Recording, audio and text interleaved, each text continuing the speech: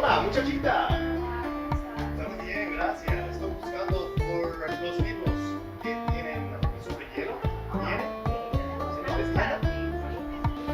Hola, estamos aquí en Puerto Rico in the bookstore Coqui in Rincon, Puerto Rico, and I found two really cool hockey books that I'm going to be reviewing for you guys. The first one is Sean Avery, Icecapades, a memoir of fast living and tough hockey. As you know, Sean Avery, number 16, famous player for the New York Rangers.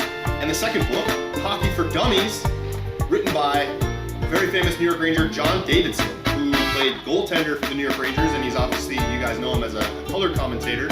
He was also the last goalie to wear 00, maybe you didn't know. And also what's really cool is both these players played for the New York Rangers, who were the only NHL team to play as a home team in Puerto Rico in San Juan in 2006 against the Florida Panthers in a preseason game.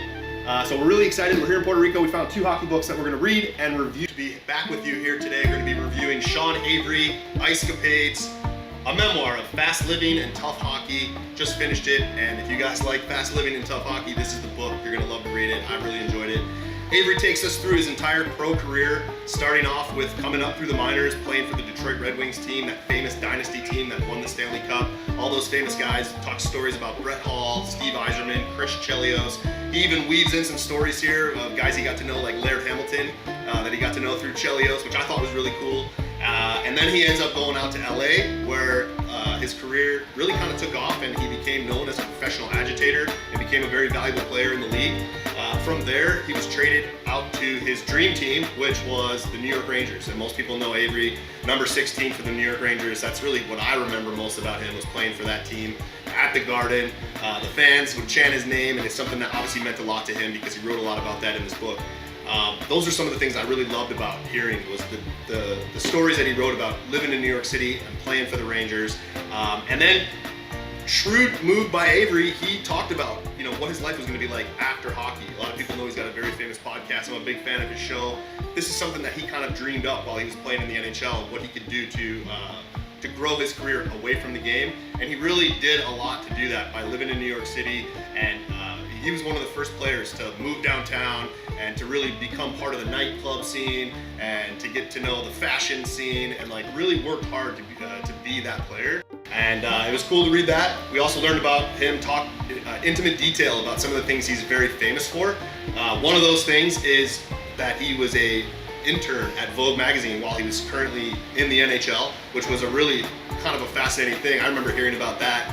I was in the locker room in the minors hearing about Sean Avery being a Vogue intern, and I had no idea, no understanding of what he was doing. He explains a lot of that in here, and I thought that was really cool.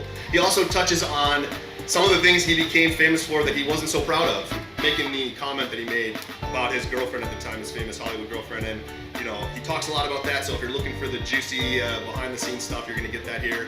And another thing too that was he became famous for was the Sean Avery rule.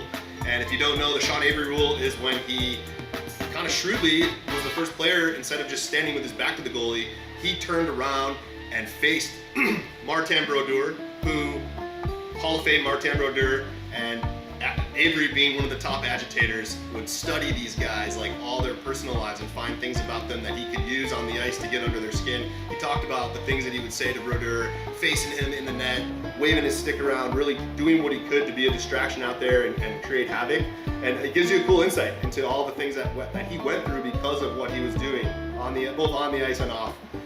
So yeah, love the book. I thought, if you're looking for a great hockey read, definitely check it out. Sean Avery, Icecapades. You're going to learn a lot about things you didn't know about, and I guarantee you're going to like this read. So good job, Sean, and enjoy.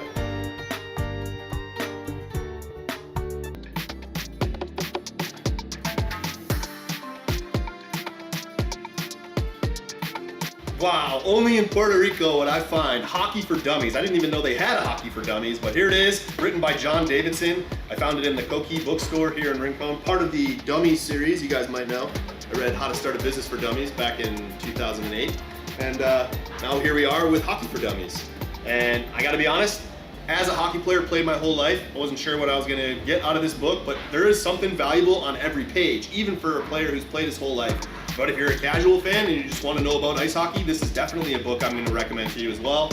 It's got so much information in here on all from the intricacies of the game, the penalties, the rules, It's also got a big history section where you're going to learn a lot about how the game started and how it evolved to what it is today. You're going to get tons of blurbs and tidbits from famous players like Wayne Gretzky. It's got famous actors. Mike Myers has some stuff in here. I learned a lot of stuff from this book, and I definitely recommend it. I enjoyed reading it. I even learned something about, when I was looking for the rules, about the penalty butt ending, which is relevant.